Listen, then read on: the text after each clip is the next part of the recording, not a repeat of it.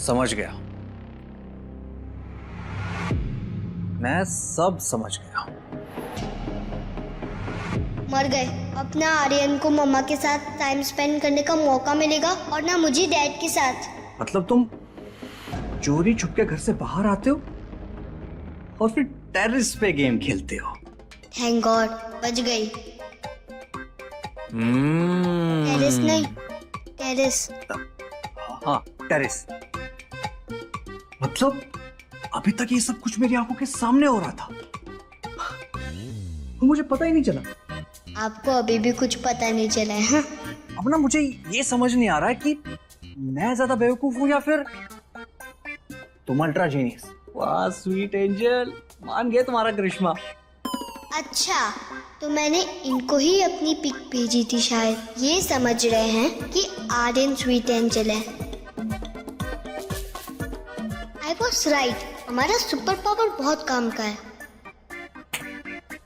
कहाँ खो गए? तुम्हें पता है मैं सिर्फ तुम्हारा चाचू नहीं हूँ, मैं तुम्हारा बहुत बड़ा फैन भी हूँ। लेकिन अभी मैं सिर्फ तुम्हारा चाचू हूँ, ठीक है? अच्छा, तो ये आर्यन के चाचू हैं। चलो तुम अंदर चलो, खड़ूस मिस मैरी आई हुई है तुम्हें पढ़ाने के लिए, बहुत गुस्से में लग रही है। चलो आ जाओ।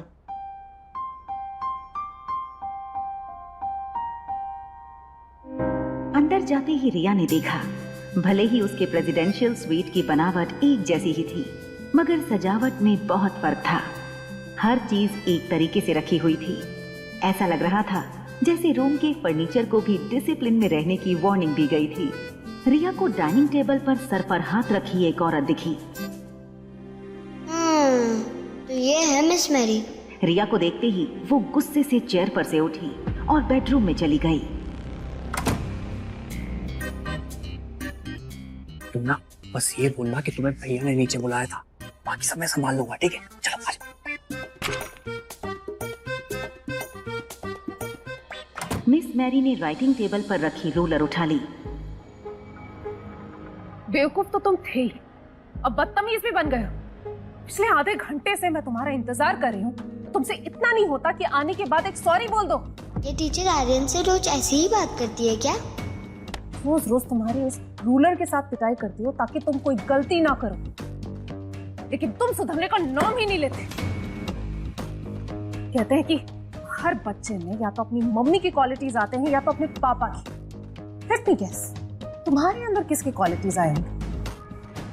ये तो सब लोग जानते हैं कि तुम अपने पापा की तरह स्मार्ट और इंटेलिजेंट तो हो ही नहीं। ओह, तो तुम्हारी मम्मी बेवकूफ और बदतमीज होगी, तभी तो तुम इतने बेवकूफ हो और अब बदतमीज भी बन गए। तुम्हारी वजह से तुम्हारे दादा दादी ने तुम्हारे बाप को घर से बाहर निकाल दिया, बेशरम। आज मैं तुम्हें ऐसे सबक सिखाऊंगी ना जो तुम्हें जिंदगी भर याद रहेगा, समझा? हाथ आगे करो। आर्यन रोज इनका टॉर्चर सहता कैसे है? मैं सब समझ गई। ये रोज मेरे दोस्त आर्यन को मारती है और उसके परिवार को भला बुरा भी कहती है। मिस मैरी जैसी विलन को मेरी जैसी हीरोइन रिया ही ठीक कर सकती है। रोहित मारवा को देखकर रिया का सारा गुस्सा गायब हो गया। जैसे ही रोहित रिया के पास आने लगा, रिया ने एक प्यारी सी मुस्कान देकर रोहित से कहा, हेलो डैड। वाओ आर्यन, तेरे डैड तो बहुत हैंडसम है यार। रिया की ये मुस्कान देखकर रोहित सरप्राइज हो गया, क्योंकि आर्यन कभी इस तरह रोहित को ग्रीट नहीं करता था। रोहित ने मिस मैरी के हाथ में रूलर देखी। मिस मैरी, सब ठीक है ना? आर्यन ठीक से पढ़ाई तो कर रहा है ना? अब मिस्टर रोहित, मैं अपनी पूरी कोशिश कर चुकी हूँ, लेकिन आर्यन है कि सुधरने का नाम ही नहीं लेता। ना मेरी बात सुनता है, ना होमवर्क करता है। उसका आईक्यू किसी 2 साल के बच्चे से भी बहुत कम है। आप खुद देख लीजिए, मैं अपनी सारी एनर्जी डाल चुकी हूँ, लेकिन कोई इम्प्रूवमेंट ही नहीं है। रिजल्ट हमेशा ही 0 आता है। मैरी की ये बात सुनकर रोहित काफी निराश हो गया, मगर उसने अपने चेहरे पर अपनी उदासी आने नहीं दी।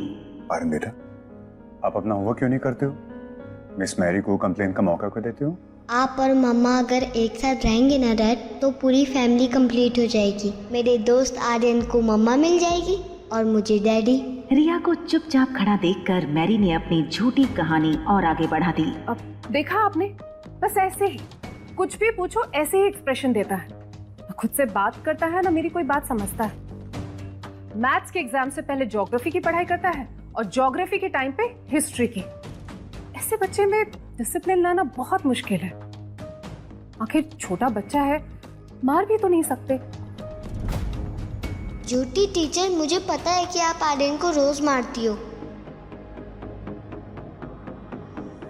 ऐसा लग रहा था जैसे रोहित ने आर्यन को लेकर हार मान ली हो। रिया से रोहित की हालत देखी नहीं जा रही थी।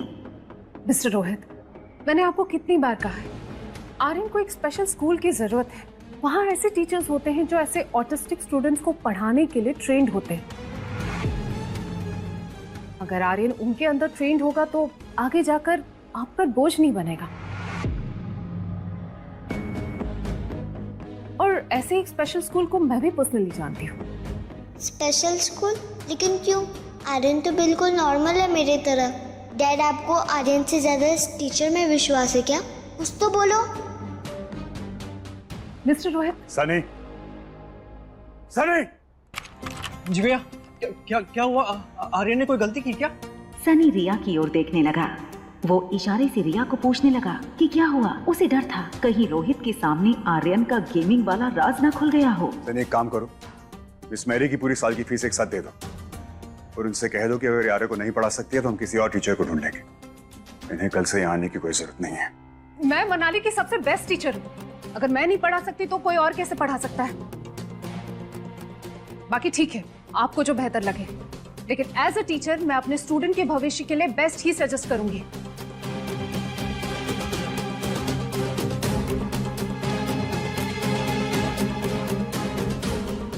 अगर मिस मैरी को यहाँ से बिना सबक सिखाए जाने दिया तो फिर ये आर्यन के जैसे और बच्चों को भी टॉर्चर कर सकती है। I have to do something. I am sorry dad, मेरे वजह से आपकी बहुत बदनामी हुई है। मैं आप जितना स्मार्ट और इंटेलिजेंट नहीं हूँ। मैं मेरी माँ की तरह बेवकूफ और बदतमीज हूँ। तभी तो आपको दादा दादी ने घर से बाहर निकाल दिया।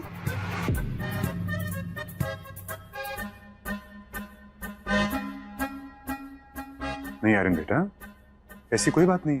ऐसा आपसे किसने कहा?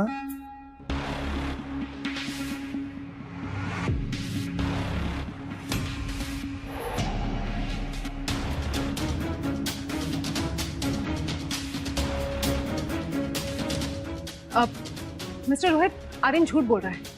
एक्चुअली ऐसे बच्चे अक्सर झूठ बोला करते हैं। I told you ना, it's not safe to keep him here. रिया अपने दोस्त आर्यन के साथ हुए अत्याचार का बदला मिस मैरी से लेना चाहती थी, इसलिए उसने मासूम चेहरा बनाते हुए कहा, sorry teacher, please don't start hitting me again. Miss Mary आपको मारती हैं?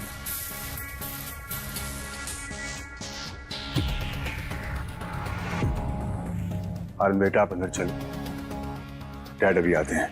आर्यन, मैंने दूर कर दी है तेरी लाइफ की पूरी टेंशन। यस। मिस मैरी को पता चल गया था कि अब बचने का कोई रास्ता नहीं था। अब आगे की पूछताछ आपसे पुलिस करेगी। I'll make sure कि चाइल्ड हरासमेंट में आप पर ऐसा केस लगेगी जिसमें आपको बेल भी ना मिले। क्या कहा था आपने कि आप मनाली की बेस्ट टीचर है, राइट? डोंट वरी, मैं भी मनाली का बेस्ट लॉयर ही हायर करूंगा इस केस के लिए। I'm sorry मिस्टर रोहित, मैंने ये सब कुछ सिर्फ पैसों के लिए किया है।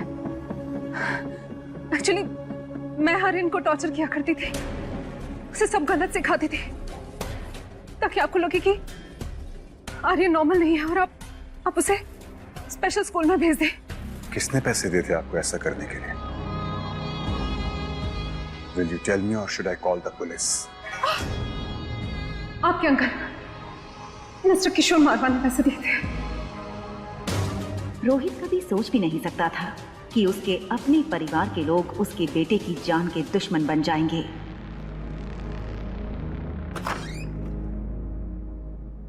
रोहित को वापस आता देख रिया दौड़कर रोहित के पास गई। रिया को इस बात की खुशी थी कि रोहित ने आर्यन को अपने हाल पर छोड़ा नहीं था। इनफैक्ट वो आर्यन से बहुत प्यार करता था। I'm sorry बेटा, रिया के सपनों के डैड की कल्पना में रोहित अब और भी ज्यादा फिट हो गया था। आज के बाद no more tuition and no more tuition teacher. Yes. आज के बाद आपके डैड आपको पढ़ाएंगे, okay? No. What? Wow wow. ये सुनकर रिया को लगा कि उसका सारा खेल उल्टा हो गया। रोहित के पढ़ाने से कहीं आर्यन और बड़ी मुसीबत में ना फंस जाए। वहां अनिका जब स्वीट में आई, उसने देखा कि उसकी बेटी आज बिल्कुल शांत और समझदार बिहेव कर रही थी। ना गेम खेल रही थी, ना जोर जोर से टीवी देख रही थी। वो नहीं जानती थी कि वो जिसे रिया समझ रही है वो दरअसल आर्यन है। अनिका जहां भी जाती, आर्यन उसके पीछे पीछे चला जाता।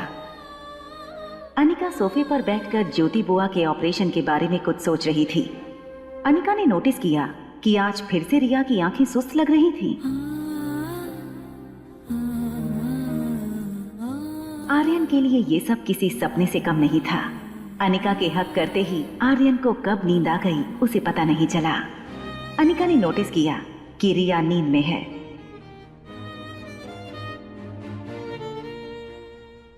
सो गई। नींद तो मम्मा को भी आ रही है, पर पहले नहा लेते हैं। सोने से पहले अनिका हर रोज रिया को बाथरूम में नहलाने ले जाती थी, लेकिन आज उसके साथ रिया नहीं, आर्यन था। आर्यन की नींद टूटी और खुद को बाथरूम में देखकर उसका टेंशन बढ़ने लगा। उसे पता था कि अनिका ने अगर उसे नहलाया तो सब गड़बड़ हो जाएगा। अनिका आर्यन के कपड़े खोलने के लिए जैसे ही सामने आई, नहीं मम्मा। क्या अनिका को पता चल जाएगा कि जिसे वो रिया समझ रही है वो दरअसल रोहित मारवा का बेटा आर्यन है?